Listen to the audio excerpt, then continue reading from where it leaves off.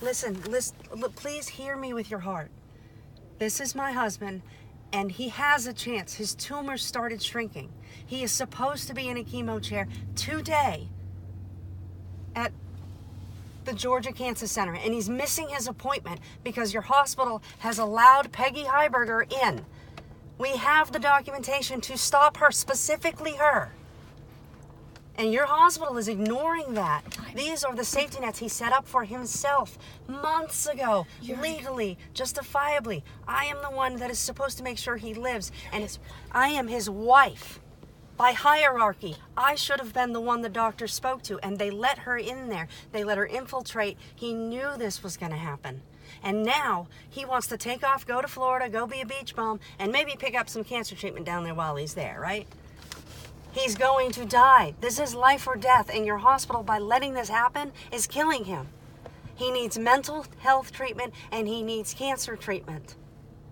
He's missing all of his appointments right now. He was supposed to have a CMP exam today, which was for his permanent and total. Once he has 100% permanent and total, whether he lives or dies, that pays for all 8 of his children to go to college because he's a veteran. And no one's sticking up for his veterans' rights.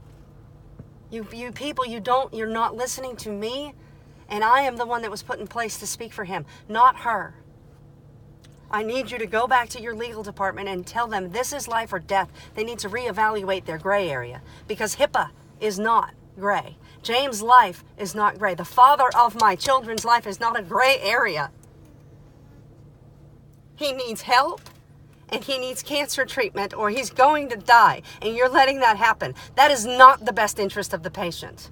His mother's not his best interest. He documented that his mother was disowned and disinherited.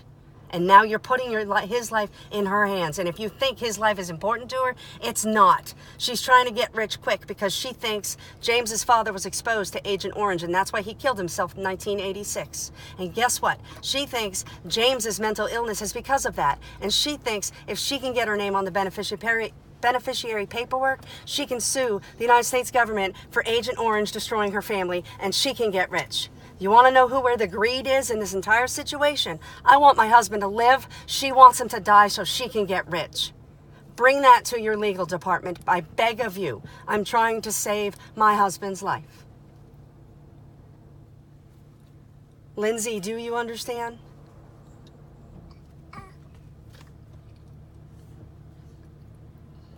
You followed up, and I'm telling you my standpoint, and I'm begging you to be that patient advocate. This is your job. This is your career, to help people. Am I right? He needs our help. He needs your help. And no one's helping me. Help him. That's your job. Your job isn't to protect legal. Your job isn't to protect Augusta University. You're the patient advocate.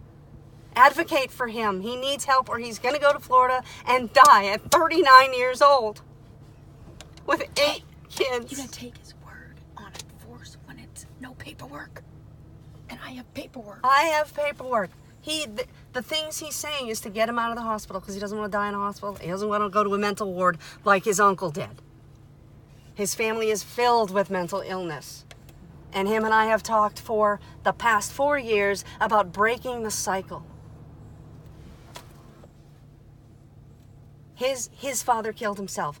There's one living male in the family that's elderly. One. They've all either killed themselves or died of cancer. Or killed themselves while they had cancer. Uncles, grandfathers. Actually, both his grandfathers died of cancer. One of suicide during cancer. But your hospital didn't listen to me, did they? So I need you to go to legal and speak up for him, or he's going to die. And you're going to leave 8 kids without a dad.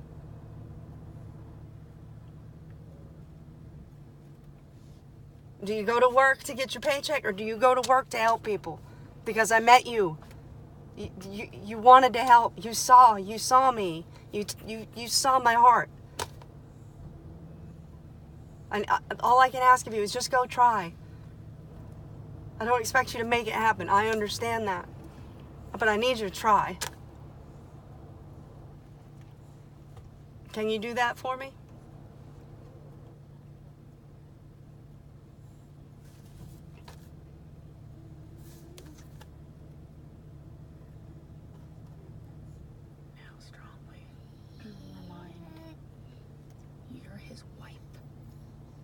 I would appreciate that from the bottom of my heart, because I'm trying everything to just make sure he's getting care, and I know he's not.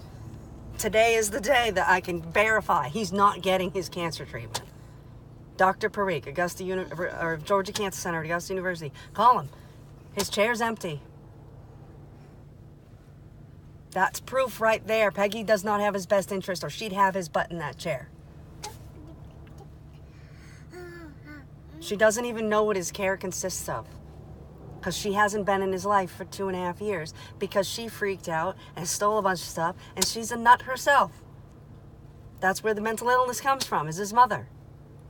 And she can be just as sneaky and just as manipulative, and that's exactly why he put those safety nets in place. So, and you can let your legal team know it's not over. I mean, if that's their gray area decision, it is what it is, and he's probably going to die. And he hasn't been able to provide anything other stating you're not.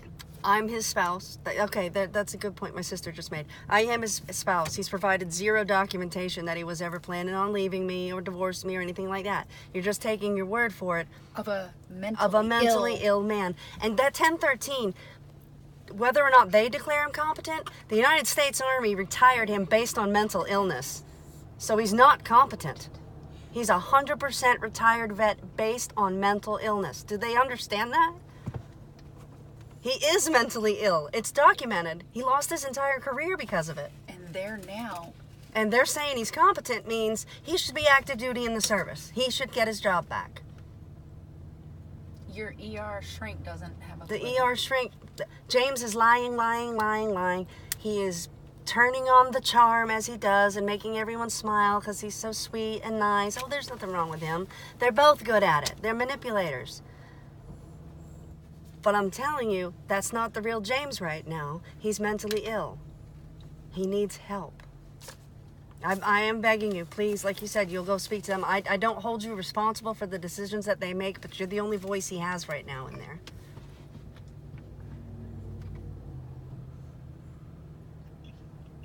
There is no gray area that you're his wife.